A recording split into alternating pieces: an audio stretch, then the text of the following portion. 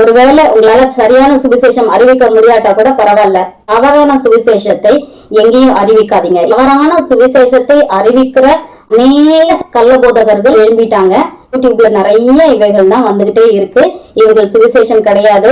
இவங்க எல்லாம் சொல்றாங்க, பணம் இல்லாம நாங்க எப்படிங்க சுவிசேஷம் சொல்றது, எப்படிங்க கூட்டத்தை கூட்டுறது, பணங்களுக்கு வந்து பணம் அனுப்பிச்சு கொடுங்க, நாங்க எல்லாருக்கும் போய் இயேசு கண்ணீர் துடைக்கிறார், இயேசு வந்து உங்களுக்கு காயங்களை கட்டுகிறார், இயேசு உங்களுக்கு சுகமளிக்க போகிறார், இயேசு உங்களை அப்படி பண்ண போகிறார், இப்படி பண்ண போகிறான்னு சொல்லிட்டு ஜனங்களுக்கு சொல்லி அவங்க எல்லாம் கிட்ட கொண்டு வந்துடுறோம் அப்படின்னு சொல்றாங்க. இது எல்லாமே போலியானவைகள். இவைகள் எதுவும் தேவனிடத்துல ஜனங்களை கொண்டு வந்து சரியான விதத்துல சேர்க்க போகிறது இல்லை. ஜனங்கள் பாவம் போகலன்னு சொன்னா தேவனிடத்துல எந்த விதத்திலும் சேர்க்கப்பட முடியாது.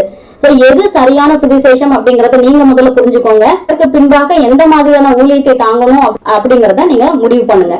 எந்த விதத்திலும் தவறான சுவிசேஷத்தை பரப்பாதீங்க. தவறான சுவிசேஷத்தை பரப்புகிற இப்படிப்பட்ட கள்ள போதகர்களுக்கு துணை போகாதீங்க.